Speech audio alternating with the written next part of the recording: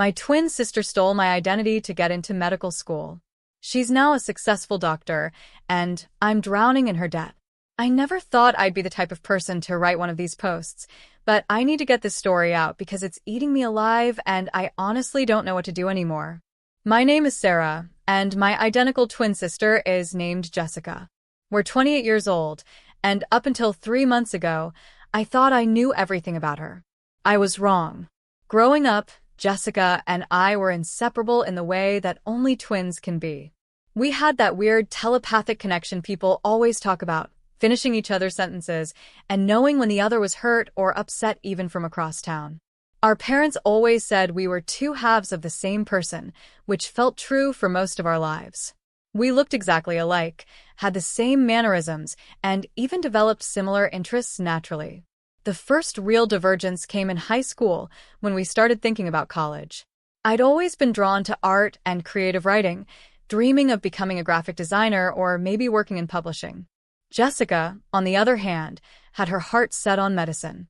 She wanted to be a doctor from the time she was 12 years old, inspired by our pediatrician who'd helped her through a scary bout with pneumonia. Jessica was smart, don't get me wrong, but she wasn't naturally gifted at sciences the way some pre-med students are.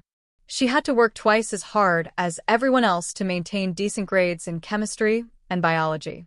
I remember her staying up until 2 in the morning studying organic chemistry while I breezed through my English and art classes. She was determined, though, more determined than anyone I'd ever known. We both went to State University, living in the same dorm freshman year. I majored in graphic design, while Jessica did pre-med with a biology major. College was where our paths really started to diverge. I made friends easily in the art department, joined clubs, and had what you might call a typical college experience. Jessica lived in the library, barely socializing outside of study groups, completely focused on maintaining the GPA she'd need for medical school. By senior year, the pressure was getting to her. Jessica had always been intense, but she became obsessive about her grades and MCAT scores. She took the MCAT 3 times, improving each time but never quite reaching the score she thought she needed for the competitive programs she wanted. I watched her spiral into anxiety and depression, barely sleeping, barely eating, just studying and stressing constantly. When medical school applications opened, Jessica applied to 15 schools. She was confident she'd get into at least a few, especially our state medical school, where she'd done undergraduate research. I applied to graduate programs for graphic design and got into my top choice program in Chicago. For a brief moment, it looked like we were both going to achieve our dreams. Then the rejection letters started coming. One by one, every medical school turned Jessica down. Some didn't even offer interviews. The last rejection came from our state school in April, just 2 weeks before I was supposed to move to Chicago for graduate school. Jessica was devastated in a way I'd never seen before. She locked herself in her apartment for days, wouldn't answer calls, wouldn't eat. I was genuinely worried she might hurt herself. When she finally emerged, she seemed different, calmer, but in an eerie way that made me uncomfortable. She said she decided to take a gap year, maybe work as a research assistant or medical scribe to strengthen her application for the next cycle. She seemed to have accepted the rejection and was making positive plans for the future. I moved to Chicago for graduate school that fall, and for the first time in our lives, Jessica and I were living in different cities. We talked on the phone regularly, and she seemed to be doing well. She got a job at a local clinic as a medical assistant and was volunteering at a free health clinic on weekends. She talked about reapplying to medical school the following year with more clinical experience under her belt. Graduate school in Chicago was intense but exciting. I was learning advanced design techniques, working on projects for real clients, and building a portfolio that would help me get a job after graduation. Jessica and I still talked several times a week, and she always seemed supportive and interested in my work. She'd gotten an apartment near the clinic where she worked and seemed to be rebuilding her life after the disappointment of the rejections. About 6 months into my graduate program, Jessica called with exciting news. She'd been accepted to medical school after all. Apparently, there had been a last-minute opening at a private medical school in another state when someone deferred their acceptance. It was expensive, she said, but she'd gotten financial aid and was willing to take out loans to make her dream happen. I was thrilled for her. After watching her struggle through the rejection process, seeing her bounce back and achieve her goal felt like a miracle. She was starting in January, which was unusual, but she explained that this particular program had rolling admissions and accepted students multiple times per year. "I can't believe it's finally happening," she told me over the phone, and I could hear the genuine joy in her voice. "I'm going to be Dr. Jessica Martinez." We'd kept our maiden names even though they were Hispanic, despite our father always encouraging us to consider more professional-sounding names for our careers. Jessica had always been proud of our heritage and insisted she wanted to be known by our real family name. The next few years were busy for both of us. I finished my master's degree and got a job at a design firm in Chicago, while Jessica went through the grueling process of medical school. We talked less frequently during her clinical rotations, which I understood. Medical school is notoriously demanding, and I figured she was just focused on her studies. She graduated medical school 4 years later and matched into a family medicine residency program back in our home state, about 2 hours from where I'd moved after finishing graduate school. I was so proud of her at her white coat ceremony. Seeing her in that doctor's coat, finally achieving the dream she'd worked so hard for, made all the struggle worth it. During her residency, Jessica was working insane hours like all residents do, so we didn't see each other much. She'd call occasionally to vent about difficult attendings or challenging cases, and I'd share updates about my design work and the guy I was dating. It felt like we were both finally settled into our adult lives, pursuing careers we loved. After residency, Jessica got a job with a family practice in a nice suburban area. The pay was good, and she was able to buy a house and start paying down her student loans. She seemed happy and fulfilled, often talking about her patients and how much she loved being able to help people. I visited her new house a few times, and it was clear she'd found her calling. Meanwhile, I'd gotten engaged to my boyfriend Marcus, and we were planning a wedding for the following spring. Jessica was going to be my maid of honor, and despite our busy schedules, we were starting to reconnect after years of being focused on our respective careers. That's when everything started to unravel. It began with a phone call from a collection agency in February. They were trying to reach me about overdue student loan payments for loans I supposedly took out for medical school. I told them they had the wrong person, that I'd never attended medical school and had already paid off my graduate school loans years earlier. "Ma'am, according to our records, you have federal student loans totaling $187,000 for medical education at Richmond Medical College. The loans have been in forbearance during your residency, but payments are now due. You're currently 3 months behind." I insisted they had the wrong person, but they rattled off my social security number, my mother's maiden name, and my address from college. All correct. They said the loans were definitely in my name and had been used to pay tuition at Richmond Medical College from 2015 to 2019. Richmond Medical College. I'd never heard of it, but something about the dates seemed familiar. 2015 to 2019 were the exact years Jessica was in medical school.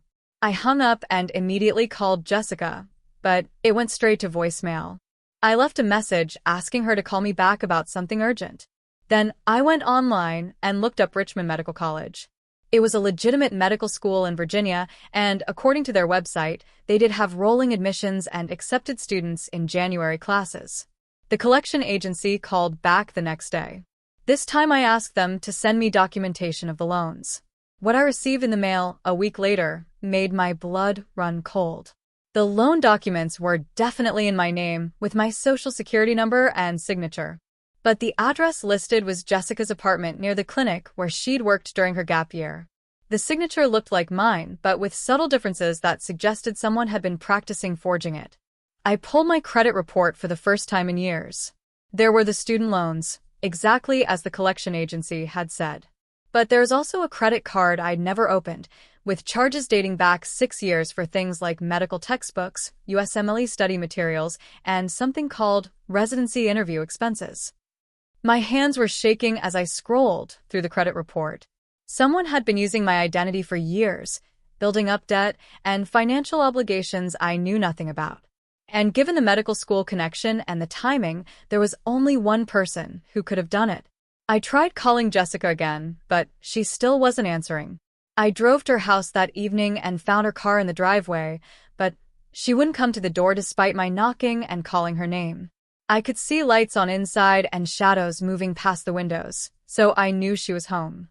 Finally, I shouted through the door, "Jessica, I know about Richmond Medical College.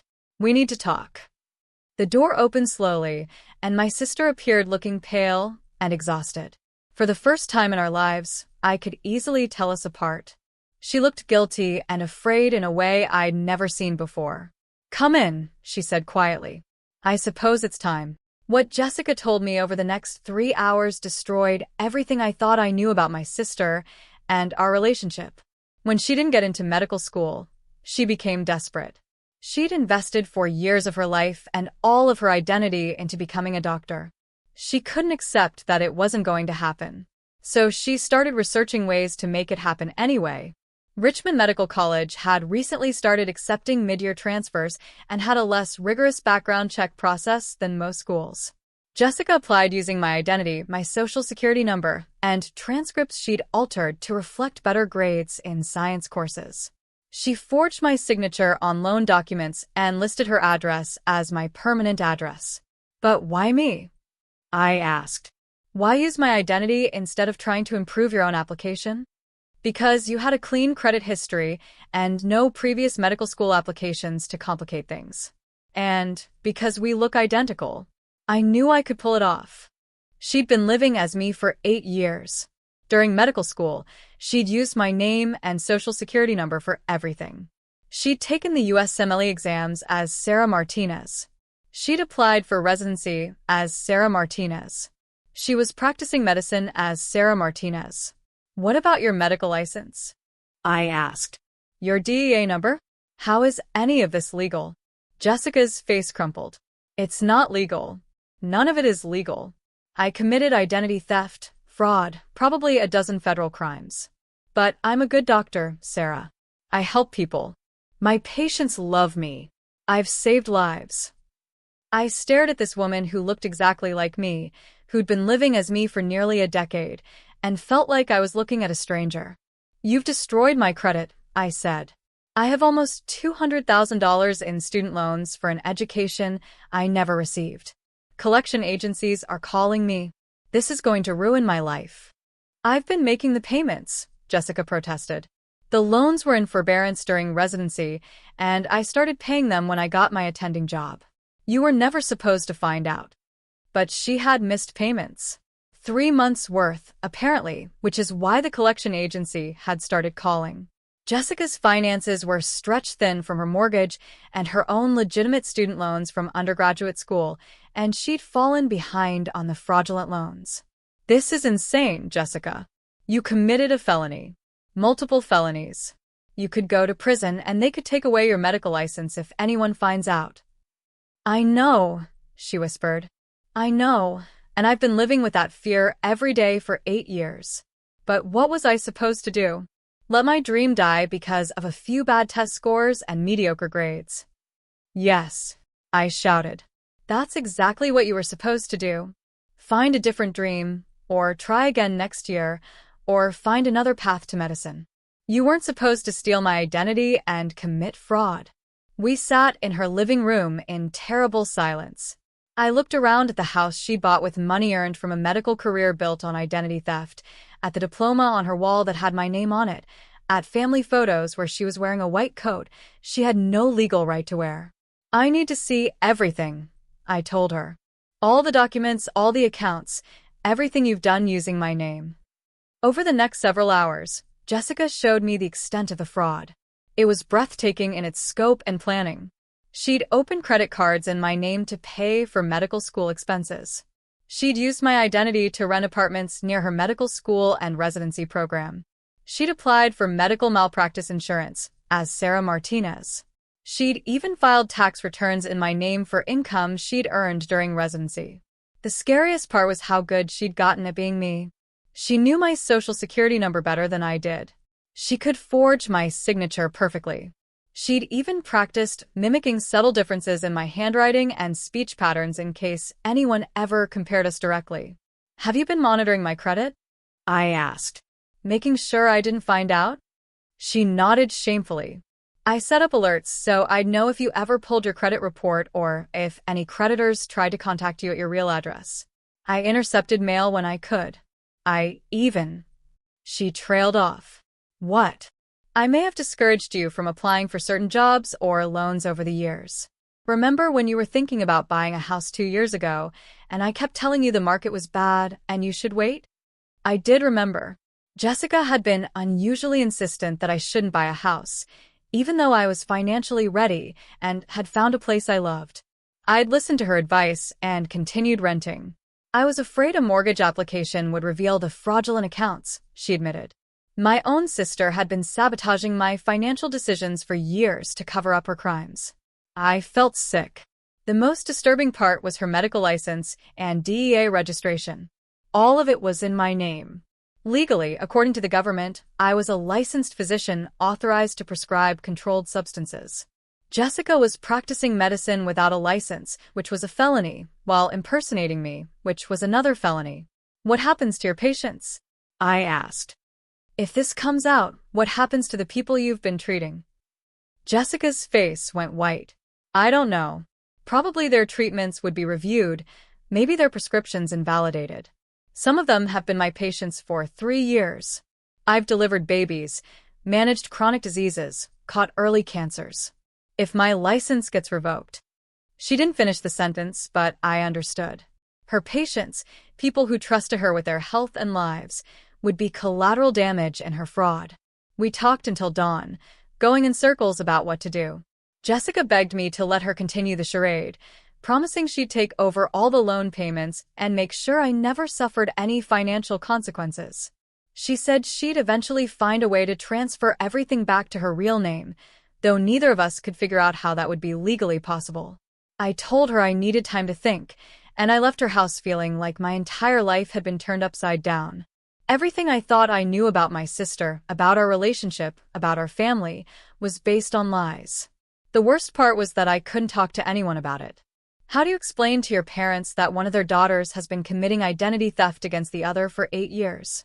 How do you tell your fiancé that you're legally responsible for someone else's massive student loan debt? How do you process the fact that your twin sister, your other half, has been systematically destroying your life while building her own? I spent the next week in a state of shock, barely able to function at work. Every time my phone rang, I was afraid it was another collection agency or someone else trying to reach me about debts I'd never incurred. I pulled my credit report 3 more times, finding new details each time that made Jessica's fraud even more extensive than I'd initially realized. Marcus knew something was wrong, but I wasn't ready to tell him yet. How do you explain that your identity has been stolen by your own sister? How do you tell someone you're planning to marry that you might be legally responsible for hundreds of thousands of dollars in debt and potential criminal charges? After a week of barely sleeping and constantly looking over my shoulder, I made a decision. I called a lawyer. The attorney, Patricia Williamson, specialized in identity theft cases. When I explained the situation, she was quiet for a long time. "This is one of the most complex cases I've seen," she finally said. "Identity theft by a family member, especially a twin, creates unique legal challenges. The fact that she's been practicing medicine under your name makes it even more complicated." Patricia explained my options.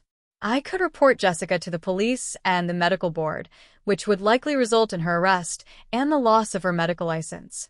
I could try to resolve it privately, working with Jessica to unwind the fraud and transfer the debt back to her, though this would be legally risky and might not be possible. Or I could potentially become complicit in ongoing fraud by staying silent. "The longer this continues," Patricia warned, "the more legal liability you potentially face. If anyone discovers that you know about the fraud and haven't reported it, you could be charged as an accessory." I asked her what would happen to Jessica if I reported her. She'd likely face federal charges for identity theft, mail fraud, wire fraud, and practicing medicine without a proper license. Given the scope and duration of the fraud, she could be looking at significant prison time. She'd definitely lose her medical license permanently. And her patients? That's not your responsibility, Patricia said firmly. Your sister made these choices. You're the victim here, not the perpetrator. But it didn't feel that simple. Jessica was my twin, my other half. Despite what she'd done, I still loved her. And her patients were innocent people who trusted her with their health care. Reporting her would destroy lives beyond just hers. I told Patricia I needed more time to decide, and I scheduled a meeting with Jessica to give her one chance to come clean and make this right on her own terms. We met at a coffee shop halfway between our cities, neutral territory, where we could talk without the emotional weight of being in either of our homes. Jessica looked terrible, like she hadn't slept since our last conversation. For the first time in years, the differences between us were obvious. She looked haunted in a way that aging had never touched me. I've been thinking about what you said, she began before I could speak. About finding another path to medicine, or trying again with my real name. But Sarah, it's been 8 years. I have a life, a career, patients who depend on me. I can't just give that up. You don't have a life, I said. You have my life. You stole my identity and built a career on fraud. Nothing about your current situation is legitimate. But I'm a good doctor, she insisted. I've helped hundreds of people. I've saved lives, delivered babies, caught diseases early. Doesn't that matter? I stared at her across the coffee shop table. You want to know what matters? What matters is that I can't buy a house because of your fraud. I can't get certain jobs because of credit issues I didn't create. I'm afraid to get married because I don't want to saddle my husband with debt that isn't mine. You've been destroying my life for 8 years while building yours. Jessica's eyes filled with tears. I never meant for it to affect you. I was always planning to take care of the financial stuff, to make sure you never got hurt by it.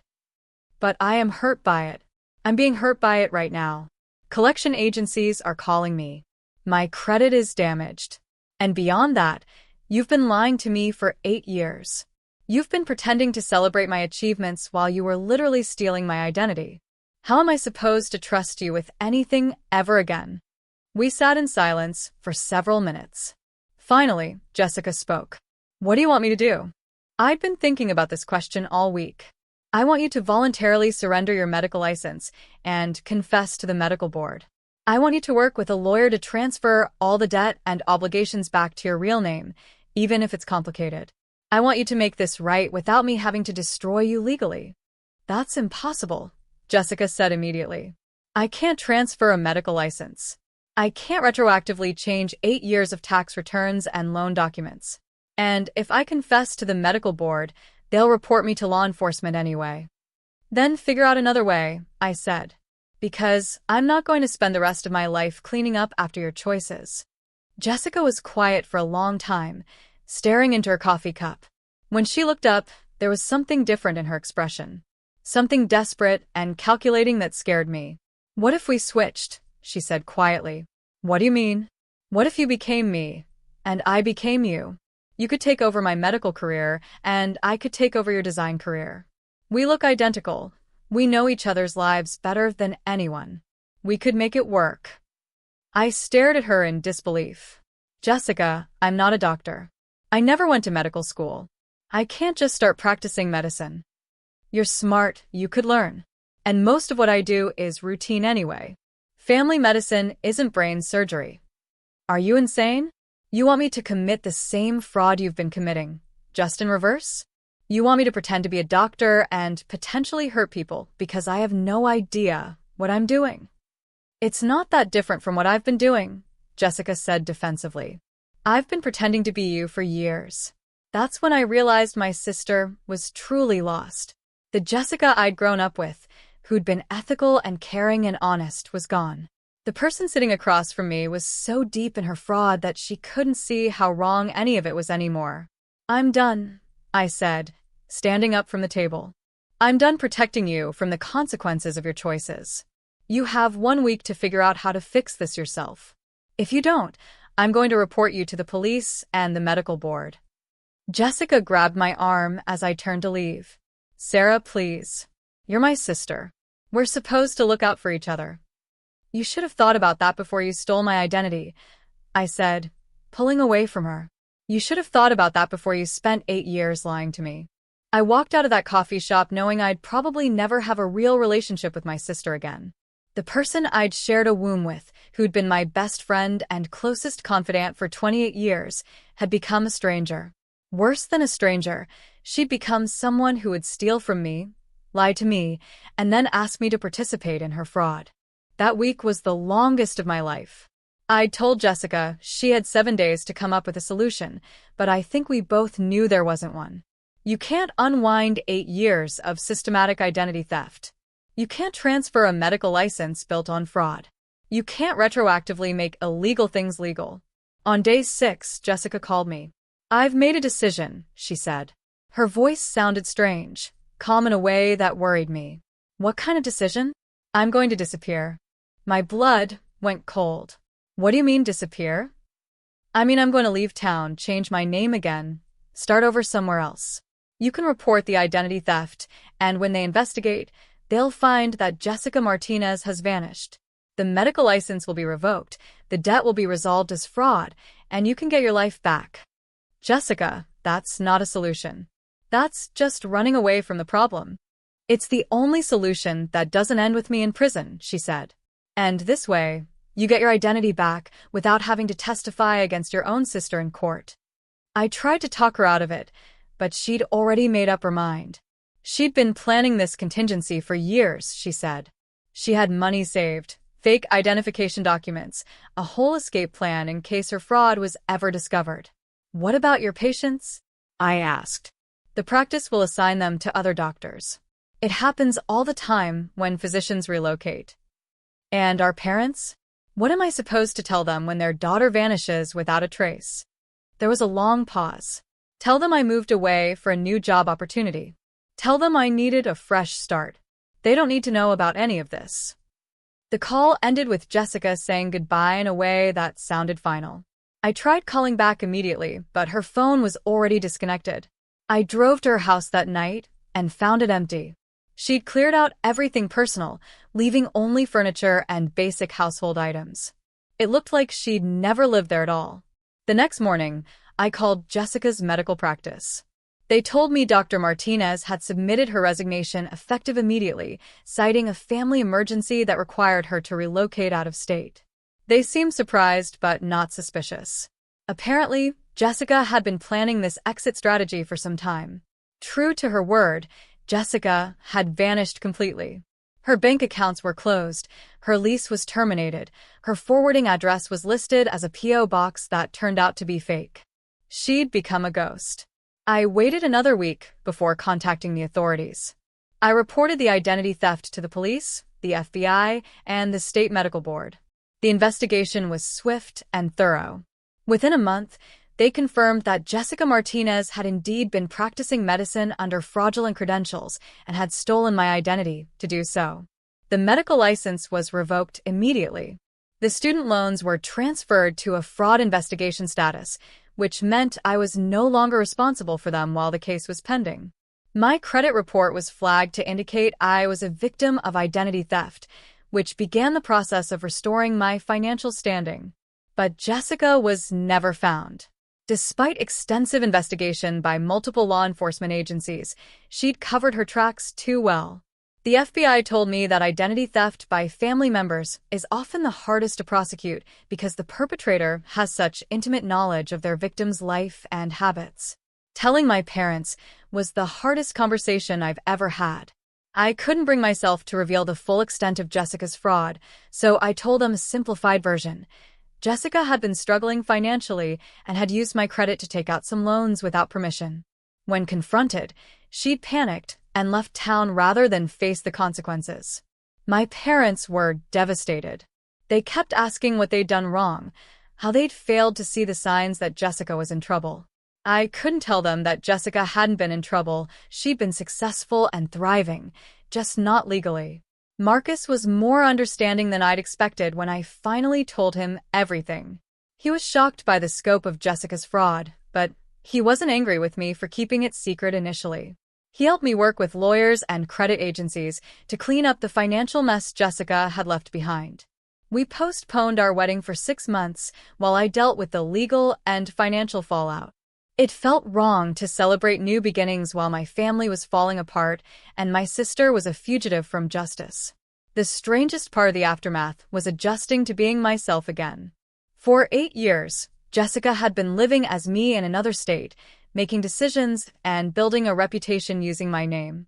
In some weird way, I felt like I'd been partially erased, like part of my identity had been stolen and was still missing even after Jessica disappeared. I started seeing a therapist who specialized in trauma related to identity theft and family betrayal. Dr. Rodriguez helped me understand that grieving the loss of my relationship with Jessica was normal and healthy. In many ways, my sister had died when she chose to steal my identity. The person who disappeared wasn't really Jessica anymore, but some hybrid of both of us that could never truly exist. 6 months after Jessica's disappearance, I got a package with no return address. Inside was a photo of a woman who looked like me but wasn't me, standing on a beach somewhere tropical. On the back, someone had written Sarah, in handwriting I recognized as Jessica's. I showed the photo to the FBI agent assigned to the case. He said they'd investigate the postmark and try to trace the location, but warned me not to expect results. Jessica had proven herself skilled at avoiding detection. More disturbing than the photo was what it represented. Jessica was somewhere out there, probably still using stolen identities to build new lives. She'd learned that fraud could work, could give her the life she wanted, and she'd gotten away with it. I doubted she'd stop just because she'd had to leave behind one fake identity. That photo convinced me to take one more step I'd been avoiding. I hired a private investigator to monitor for any future use of my identity or any attempts by Jessica to contact our family. It felt paranoid, but I couldn't shake the feeling that someone who'd spent 8 years successfully impersonating me might try to do it again. A year after Jessica's disappearance, I finally felt ready to move forward with my life. Marcus and I had a small, private wedding with just our immediate families and closest friends. It was beautiful and intimate, nothing like the big celebration I'd originally planned when I thought Jessica would be my maid of honor. My parents still ask about Jessica regularly. They send Christmas cards to the P.O. box address she left, even though they never get responses. My mother calls her old cell phone number sometimes, just to hear the voicemail message in Jessica's voice. They're grieving a daughter who isn't actually dead, which is a unique kind of torture. I've thought about telling them the truth many times, but I can't bring myself to destroy their memories of Jessica entirely. They remember her as a dedicated student who worked hard to become a doctor and help people. They don't need to know that their daughter was a criminal who stole from her own twin sister. 2 years have passed since Jessica vanished, and I've mostly rebuilt my life. My credit is restored, the fraudulent debt has been resolved, and I've started my own design consultancy. Marcus and I bought a house, and we're talking about starting a family. But I still wake up sometimes in the middle of the night, wondering where Jessica is and what name she's using now. I wonder if she's still practicing medicine illegally, putting patients at risk with stolen credentials. I wonder if she's stolen another identity, destroyed another person's life to build her own. Most of all, I wonder if she ever thinks about me, about our family, about the life she gave up when she chose fraud over honesty. Does she miss being herself? Or has she gotten so good at being other people that she's forgotten who Jessica Martinez really was? The FBI agent told me that most identity theft cases like this end in one of 2 ways. Either the perpetrator gets caught committing similar crimes elsewhere, or they disappear so completely that they're never heard from again. He said the fact that Jessica had sent me that photo suggested she might be in the first category. People who vanish completely usually don't risk contact with their former lives. That thought keeps me awake sometimes. Not because I want Jessica to get caught, necessarily, but because I know she's probably out there victimizing someone else. She learned that she could steal an identity and build a successful life with it. She learned that she could escape consequences by disappearing. Why would she stop? I've accepted that I'll probably never know what happened to my sister, never get closure or apologies or explanations that make sense. The Jessica I knew, the one who wanted to help people and dreamed of being a doctor, died the day she decided to steal my identity. The person who ran away wasn't my sister anymore, just someone wearing her face who'd learned to lie as easily as breathing. Sometimes I catch myself missing her, which feels stupid and wrong. How do you miss someone who stole from you, lied to you, potentially ruined your life? But twins have a connection that's hard to break, even when one of them becomes unrecognizable. I miss the sister I thought I had. I miss believing that we were two halves of the same person, that we'd always look out for each other, that we shared an unbreakable bond. I miss the innocence of thinking that people you love could never hurt you in unforgivable ways. What I don't miss is living with her lies. I don't miss the phone calls from collection agencies, the damaged credit, the constant fear that her fraud would eventually destroy my life. I don't miss being an unwitting accomplice to medical fraud that could have hurt innocent patients. My therapist says that healing from betrayal by a family member takes longer than healing from betrayal by strangers or friends. When your own sibling steals from you, it shakes your fundamental understanding of family, trust, and safety. You start questioning everything you thought you knew about the people closest to you. She's right. I've become more careful about personal information, more skeptical of people's motives, more aware of how easily trust can be weaponized. I check my credit report religiously now, monitor my accounts constantly, keep my social security number and other identifying information locked down as tightly as possible. But I've also learned that I'm stronger than I knew. I survived having my identity stolen by the person I trusted most in the world. I navigated complex legal and financial systems to reclaim my life. I made impossible decisions about whether to protect or prosecute my own sister. I rebuilt relationships, restored my reputation, and found a way to move forward. Marcus says I'm not the same person I was before all this happened, and he's right. I'm warier, but also more confident. I've learned that I can handle crises, that I can make hard choices, that I can rebuild from devastation. 3 months ago, I got another photo in the mail. This time it showed a woman who looked like me standing in front of what appeared to be a small medical clinic in a rural area. She was wearing scrubs and a stethoscope, smiling at the camera like she didn't have a care in the world. I turned this photo over to the FBI as well, but I wasn't surprised when they told me they couldn't trace it to a specific location. Jessica had always been smart, and now she'd had 2 years to perfect the art of staying hidden. What disturbed me most about this second photo was the implication. Jessica was still practicing medicine, still putting patients at risk with fraudulent credentials. Somewhere out there, people were trusting their health to someone who had no legal right to treat them. The woman in that photo wasn't just hiding from law enforcement. She was actively perpetuating the same crimes that had destroyed our family. I showed the photo to my therapist during our next session. How does it make you feel to see that she's continuing to practice medicine illegally? Dr. Rodriguez asked. Angry, I said immediately, and scared for her patients, but also sad. She could have found another path after her initial rejection from medical school. She could have become a physician's assistant or a nurse practitioner or gone back to school to improve her qualifications. Instead, she chose crime, and now she's trapped in a cycle of fraud that she can never escape from. Do you think she sees it as being trapped? I considered the question. No. I think she sees it as winning. She's getting to be a doctor, which was always her dream. The fact that it's illegal probably feels irrelevant to her as long as she doesn't get caught. That realization was perhaps the most painful part of the entire experience. Jessica didn't feel guilty about what she'd done. She felt successful. From her perspective, she'd found a way around the system that had rejected her, and she was living the life she'd always wanted.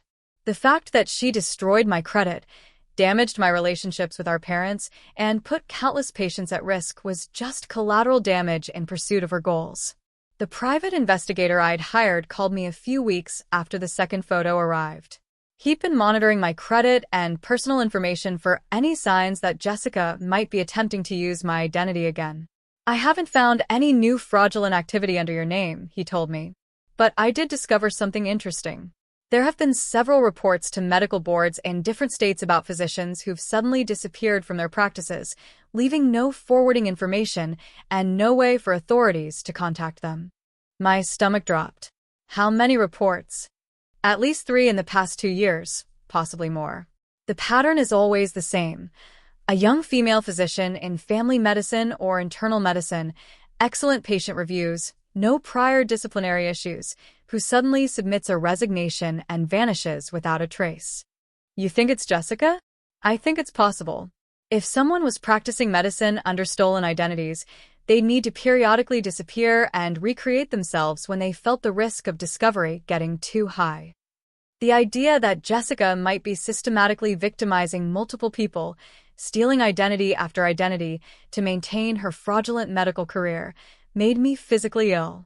It also explained how she'd gotten so good at the fraud by the time she stole my identity.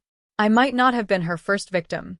I asked the private investigator to compile whatever information he could about these disappeared physicians.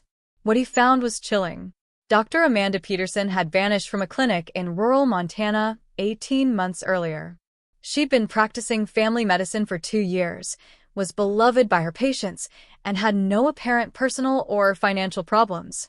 One day, she submitted a resignation letter citing a family emergency, and no one ever heard from her again. Her medical school records were legitimate, but when investigators tried to verify her undergraduate transcripts after her disappearance, they discovered discrepancies that suggested possible fraud.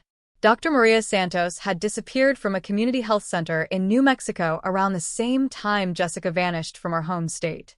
Similar pattern: excellent physician, no red flags, sudden departure with no forwarding information.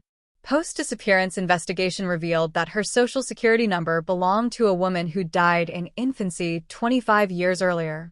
Dr. Rebecca Chun had worked at a rural clinic in Oregon for 8 months before vanishing 6 months ago. Unlike the others, she'd left behind financial obligations, including an apartment lease and outstanding medical school loans. When investigators tried to contact the loan servicer, they discovered that the Social Security number on the loan documents belonged to a woman named Rebecca Chun who lived in California and had never attended medical school. Your sister appears to be part of a much larger pattern, the private investigator told me. She's not just stealing identities randomly.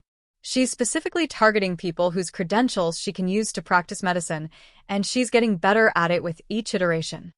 The scope of Jessica's crimes was staggering. She hadn't just destroyed my life. She'd potentially destroyed the lives of multiple innocent people whose identities she'd stolen. And each time she disappeared from one fraudulent identity, she was probably studying her mistakes and getting better at the fraud. I realized I had a moral obligation to share this information with law enforcement, even though it meant potentially helping them build a case against my own sister. The Jessica I'd grown up with was gone, replaced by someone who was systematically victimizing innocent people in pursuit of her own goals. I contacted the FBI agent assigned to my case and shared the private investigator's findings.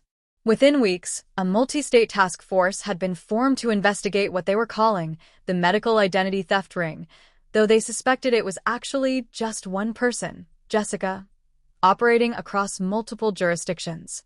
The investigation revealed an even more disturbing pattern. Jessica wasn't just stealing the identities of random people. She was specifically targeting women who looked similar to her, who had clean credit histories, and who had educational backgrounds that wouldn't conflict with medical school records. She'd somehow gained access to personal information for dozens of potential victims and was carefully selecting the identities that would be most useful for her fraud. The FBI believed she was using sophisticated methods to research potential victims, possibly including social media monitoring, public record searches, and even background check services. She'd turned identity theft into a science, carefully constructing fraudulent personas that could withstand casual scrutiny while allowing her to practice medicine illegally. We think your case was actually one of her early experiments, the FBI agent told me. She chose you because you were convenient. She had access to all your personal information and knew your habits well enough to intercept any red flags. But the later cases show much more sophisticated planning and execution. The investigation also revealed something that changed how I understood my entire relationship with Jessica.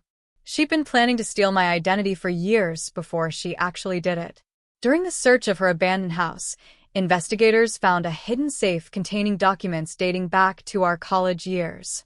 Jessica had been copying my personal information, practicing my signature, and researching identity theft techniques since at least our junior year of college, 2 years before she was even rejected from medical school. It appears she was planning this fraud as a backup option long before her medical school applications were rejected, the FBI agent explained. The rejection may have been the trigger that activated her plan, but she'd been preparing for this possibility for years. That revelation destroyed the last of my sympathy for Jessica. I'd been telling myself that her crimes were the result of desperation after her dreams were crushed.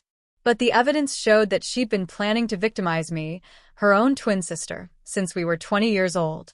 Every conversation we'd had about our future plans, every time I'd shared personal information or discussed my goals, she'd been cataloging it for potential use in fraud. The person I'd trusted most in the world had been studying me like a mark for nearly a decade. Marcus found me crying on our kitchen floor the night the FBI shared this information with me. I'd been holding it together through all the legal proceedings, all the financial cleanup, all the family drama. But learning that Jessica had never actually been my sister, that she'd been a predator wearing my sister's face since college, finally broke something in me that I hadn't known was still intact. She never loved me. I sobbed into Marcus's shoulder. Our entire relationship was just her gathering intelligence for fraud. Every secret I shared, every piece of personal information, every moment of trust, she was planning to use it all against me. Marcus held me while I grieved not just the loss of my sister, but the realization that the relationship I thought we'd had was an illusion. The real Jessica had probably died sometime in college, replaced by someone who saw me as a resource to be exploited rather than a person to be loved.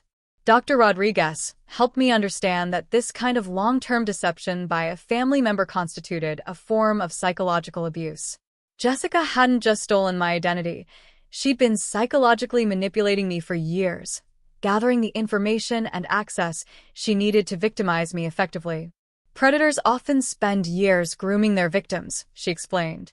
The fact that Jessica was your sister doesn't make her behavior less predatory. If anything, it makes it worse, because she had access to you that a stranger never would have had. The FBI task force eventually identified at least 12 different identities Jessica had used over the past decade. Some she'd used briefly for specific purposes, like opening bank accounts or renting apartments. Others she'd inhabited for months or years, building entire fake lives complete with jobs, relationships, and community connections. The most disturbing case was Dr. Jennifer Walsh, an identity Jessica had used for nearly 3 years at a clinic in rural Colorado. She'd been an active member of the community, had volunteered at local schools, and had even been in a romantic relationship with a local man who believed he was dating a legitimate physician. When she disappeared, she left behind not just professional obligations but personal relationships with people who genuinely cared about the person they thought she was. The psychological impact on her victims goes far beyond financial damage, the FBI agent explained. She's been emotionally manipulating entire communities, building relationships based on lies, then disappearing and leaving people to wonder if anything they experienced with her was real. I thought about Jessica's patients.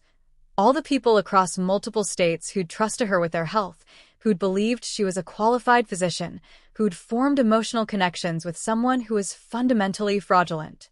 How do you process learning that your trusted doctor was actually a criminal with no legitimate medical training? The investigation also revealed how Jessica was funding her various identities. She'd been applying for credit cards and loans in her victims' names, then using the money to support her fraudulent lifestyle. When debts became too large or creditors too persistent, she'd simply disappear and start over with a new identity. The total financial damage across all her known victims exceeded $2 million. But the psychological and professional damage was incalculable. Lives and careers had been destroyed, communities had been betrayed, and the medical profession had been undermined by someone who'd turned healing into a tool for fraud. 6 months into the federal investigation, the task force got their first real break. Jessica had made a mistake. In her most recent identity, she'd been working at a clinic in rural Texas under the name Dr. Sarah Mitchell. The irony of her using a variation of my name wasn't lost on me. But she'd gotten comfortable in this identity, staying longer than usual, building deeper relationships with patients and colleagues. When the clinic decided to upgrade their electronic medical record system, They required all physicians to submit to new background checks and provide updated documentation of their medical licenses and credentials. Rather than disappear immediately like she had in previous situations, Jessica had tried to provide fake documents to pass the screening. The fake documents were good, professionally forged medical school transcripts, physician licensing paperwork, even fabricated references from previous employers. But they contained tiny inconsistencies that the background check company flagged for further investigation. When the background check company tried to verify Jessica's medical school attendance, they discovered that while Sarah Mitchell had indeed graduated from the medical school listed on her transcripts, the real Sarah Mitchell had died in a car accident 2 years after graduation. The woman working at the clinic in Texas was using the identity of a deceased physician. The Texas clinic immediately contacted law enforcement, and within hours the FBI task force had traced the fraudulent Dr. Mitchell to the same pattern of identity theft they'd been investigating. For the first time in 3 years, they had a current location for Jessica. The FBI agent called to let me know they were planning to arrest her. "I wanted to give you advance notice," he said. "This is going to be a high-profile case, once it breaks. Your sister has been practicing medicine illegally in multiple states, and there will likely be significant media attention." I thanked him for the warning, but I wasn't sure how I felt about Jessica finally being caught. Part of me was relieved that her crime spree was ending, that she'd no longer be able to victimize innocent people or put patients at risk. But part of me was still grieving the sister I'd lost, and the prospect of seeing her arrested and prosecuted felt devastating.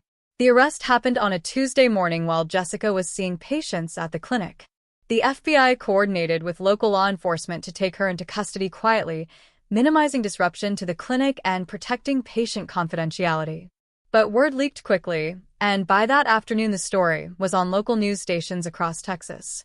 "Local doctor arrested for identity theft and medical fraud," read the headlines. The news reports showed footage of Jessica being led away in handcuffs, her face obscured by her hair as she tried to hide from cameras. She looked smaller than I remembered, defeated in a way I'd never seen before. The clinic released a statement assuring patients that their care had not been compromised and that they were working with authorities to ensure continuity of treatment. But I knew the damage went deeper than medical care. Jessica's patients had trusted her with their most personal concerns, had believed she was qualified to make decisions about their health and lives. Learning that trust had been misplaced would shake their faith in the entire medical system. Within 48 hours of Jessica's arrest, more victims came forward. The FBI had released Jessica's photo and asked anyone who believed they'd been treated by her under a false identity to contact the task force. The response was overwhelming. Patients from 5 different states called to report that they recognized Jessica as a physician who'd treated them under various names. Some had been suspicious at the time about inconsistencies in her story or gaps in her medical knowledge. Others had trusted her completely and were devastated to learn their care had been fraudulent. The most heartbreaking call came from a woman in Colorado who'd been Jessica's patient during her pregnancy. Jessica had delivered her baby and had been the woman's primary care physician for 2 years. The patient had considered Jessica a friend as well as a doctor, someone she trusted with the most intimate details of her life and health. "She delivered my son," the woman told reporters. "She was there for the most important moment of my life, and now I find out she was a fraud. How do I trust any doctor ever again? How do I know my son is healthy when the person who delivered him wasn't even a real physician?" Those were the questions that haunted me most. Jessica's fraud hadn't just affected her direct victims like me, it had shaken the faith of countless patients in the medical system itself. People who'd trusted her with their health, their pregnancies, their children's welfare were now questioning every medical decision she'd made, every diagnosis she'd given, every treatment she'd recommended. The federal prosecutor assigned to Jessica's case contacted me about testifying at her trial. As the first known victim and Jessica's twin sister, my testimony would be crucial in establishing the pattern of fraud and the personal impact of her crimes. "I know this is difficult," the prosecutor told me. "Testifying against a family member is never easy. But your sister has victimized dozens of people across multiple states. Your testimony could help ensure she faces appropriate consequences and prevent her from hurting anyone else." I agreed to testify, though the decision tore me apart. The rational part of my mind knew that Jessica was a criminal who needed to be held accountable for her actions. But the emotional part of my mind still remembered the little girl who'd shared a bedroom with me, who'd held my hand during thunderstorms, who'd been my best friend and closest confidant for the first 20 years of our lives. Jessica's defense attorney tried to contact me before the trial, hoping I might be willing to testify about her character or provide mitigating circumstances for her sentencing. I declined to meet with him, but I did write a letter that I asked to be included in her case file. In the letter, I tried to explain the Jessica I'd known growing up, someone who genuinely wanted to help people, who dreamed of being a doctor since childhood, who'd worked harder than anyone I knew to achieve her goals. But I also wrote about the devastation her crimes had caused, not just to me but to all her victims, and about the need for consequences that would prevent her from hurting anyone else. The sister I knew would never have stolen from innocent people or put patients at risk with fraudulent medical care, I wrote. I have to believe that person died somewhere along the way, replaced by someone who was willing to destroy lives in pursuit of her own goals. I mourn the loss of my sister, but I support the prosecution of the person she became. The trial lasted 3 weeks and was covered extensively by national media. Jessica's case highlighted weaknesses in medical licensing verification systems and raised questions about how someone could practice medicine illegally for so long without being detected. Expert witnesses testified about the sophisticated nature of Jessica's fraud, the psychological manipulation she'd used on her victims, and the potential medical harm she could have caused by practicing without proper training. Patient after patient took the stand to describe how Jessica's deception had affected not just their medical care but their ability to trust healthcare providers in the future. When it was my turn to testify, I looked across the courtroom at Jessica for the first time since she'd disappeared 3 years earlier. She looked older, thinner, and completely defeated.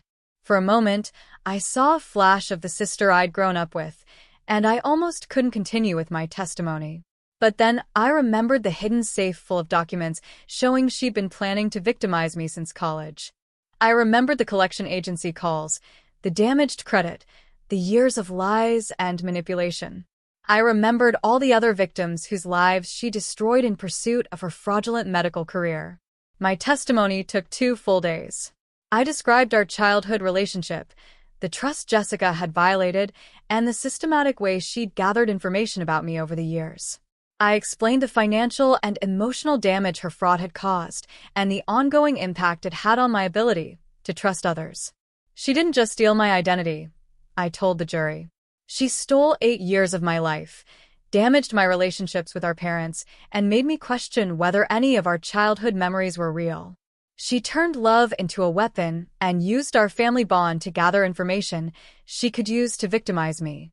The prosecutor also had me walk through the timeline of Jessica's fraud, showing how she'd used my identity to build an entire fake life while I remained unaware of what was happening.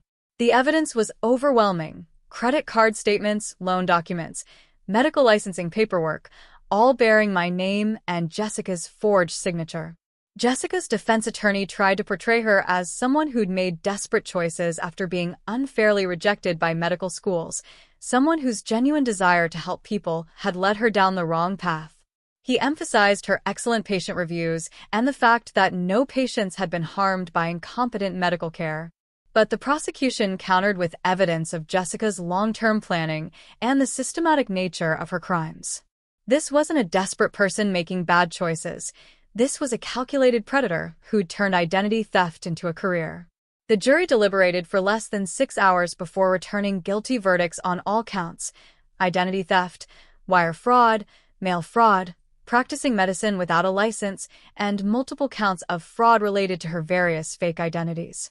Jessica showed no emotion when the verdicts were read. She sat perfectly still, staring straight ahead, looking like someone who'd finally accepted the inevitable. At sentencing, the judge was harsh but fair. She sentenced Jessica to 12 years in federal prison, followed by 5 years of supervised release. She also ordered Jessica to pay restitution to all identified victims, though the judge acknowledged that Jessica would likely never be able to repay the full amount of damage she'd caused. The defendant's crimes represent a profound violation of trust, the judge said during sentencing. She didn't just steal money or credit. She stole identities, relationships, and faith in institutions that people depend on for their health and well-being. The scope and duration of her fraud, and the number of people she victimized, require a sentence that reflects the seriousness of these crimes. Jessica was given the opportunity to speak before sentencing. She stood at the defendant's table, looked briefly in my direction, then addressed the court. "I know what I did was wrong," she said quietly. "I know I hurt people, including my own family. I became someone I never intended to be, and I lost myself in lies that got bigger and bigger until I couldn't find my way back to the truth." She paused, seeming to struggle with what to say next. "I genuinely wanted to help people. I genuinely believed I could be a good doctor. But I chose the wrong path to get there, and I kept making wrong choices until I destroyed everything good in my life. I'm sorry for the pain I've caused, especially to my sister Sarah. She deserved better from me." It was the first genuine emotion I'd seen from Jessica throughout the entire trial. For a moment, she sounded like the sister I remembered from childhood, remorseful, vulnerable, human. But it was too little, too late. The damage had been done. The lives had been destroyed. The trust had been broken beyond repair. After sentencing, I was approached by several other victims who wanted to thank me for testifying. Many of them had been afraid to come forward initially, worried they wouldn't be believed or that Jessica's crimes were too complex for prosecutors to understand. "Your testimony made this case real," one victim told me. "It showed that identity theft isn't just about money, it's about stealing someone's entire life. Thank you for having the courage to testify against your own sister." That conversation helped me understand that my decision to cooperate with the investigation had been about more than just getting justice for myself. It had been about preventing Jessica from victimizing more people and giving other victims the validation they needed to come forward with their own stories. The media coverage of Jessica's case led to changes in medical licensing verification procedures in several states. Healthcare facilities began requiring more thorough background checks for physicians, and licensing boards implemented new systems to detect fraudulent credentials. Jessica's crimes had exposed serious flaws in the system, and her victims' suffering had led to reforms that would protect future patients. I received dozens of letters and emails from people around the country who'd been victims of identity theft by family members. Many of them thanked me for speaking publicly about the psychological impact of such betrayal, for putting words to the unique pain of being victimized by someone you love. "I thought I was crazy for still loving my brother after what he did to me," one woman wrote. "Your testimony helped me understand that it's normal to grieve the relationship you thought you had while still supporting consequences for the person who hurt you." Those letters helped me understand that my story had resonated with people far beyond Jessica's direct victims. Family betrayal is more common than most people realize, but it's rarely discussed openly because of the shame and confusion it causes. Jessica is now 3 years into her 12-year sentence. I haven't visited her in prison, though she's written me several letters that I've chosen not to read. My parents visit her regularly and keep me updated on her condition, but I've made it clear that I'm not ready for direct contact. According to my parents, Jessica has been using her time in prison to earn legitimate college degrees through correspondence courses. She's studying psychology and social work, fields where she might be able to help people legally after her release. She's also been working with other inmates who are victims of identity theft, helping them understand their legal rights and navigate the system. She says she wants to spend the rest of her life making amends for what she did, my mother told me during our last conversation. She knows she can never practice medicine again, but she hopes she can find other ways to help people. I'm glad Jessica is trying to make positive changes in her life, but I'm not ready to forgive her or rebuild our relationship. The trust she destroyed wasn't just about specific crimes, it was about a lifetime of shared experiences that I now have to question. How many of our childhood memories were real? How many of our conversations were genuine? When did she stop being my sister and start being someone who saw me as a potential victim? Dr. Rodriguez says that some relationships can't be repaired and that accepting this reality is part of healing. Jessica and I may share DNA and childhood memories, but the person she became was fundamentally incompatible with having a healthy relationship with me or anyone else. You can mourn the sister you lost without forgiving the criminal she became, Dr. Rodriguez has told me. Those are two different people, and you have the right to respond to them differently. My life now is fuller and happier than it was before I discovered Jessica's crimes, though it took years to get to this point. Marcus and I have 2 children now, and I've built a successful design consultancy that gives me the flexibility to be present for my family. We live in a different state from where I grew up, partly to distance ourselves from the memories and partly to build a life that's entirely our own. I still check my credit report regularly, still monitor my personal information carefully, still feel a spike of anxiety when unfamiliar numbers call my phone. The hypervigilance that developed during Jessica's crime spree has never fully gone away, but it's become manageable background noise rather than consuming fear. Most importantly, I've learned to trust again. It took time to believe that Marcus truly loved me for myself rather than seeing me as someone to be exploited. It took time to build friendships without constantly wondering what people's real motives might be. It took time to share personal information without fear that it would be used against me. But I did learn to trust again, and I'm grateful for that. Jessica's crimes could have made me permanently suspicious and isolated, but with therapy and the support of people who genuinely cared about me, I was able to rebuild my capacity for healthy relationships. My children will never know their Aunt Jessica, at least not while she's in prison. By the time she's released, they'll be teenagers, and I'll have to decide then whether I want to risk exposing them to someone who's proven capable of such profound deception and manipulation. For now, they know they have an aunt who made very bad choices and is in prison as a consequence.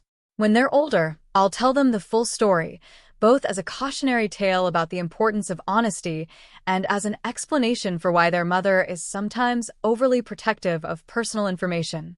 I want them to understand that family relationships require the same boundaries and standards as any other relationships. Being related to someone doesn't excuse betrayal, abuse, or criminal behavior.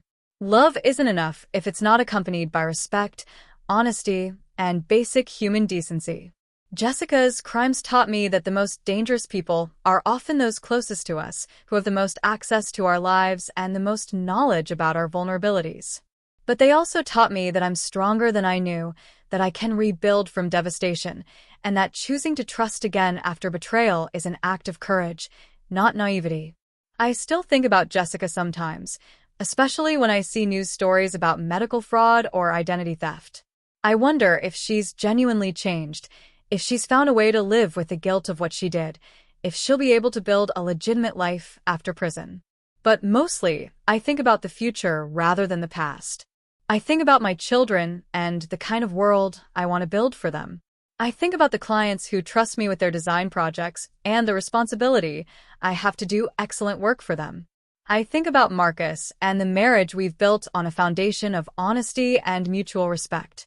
Jessica stole 8 years of my life, but she didn't steal my capacity for hope, love, or trust. In the end, that might be the greatest revenge of all, building a beautiful life in spite of her crimes, rather than because of them.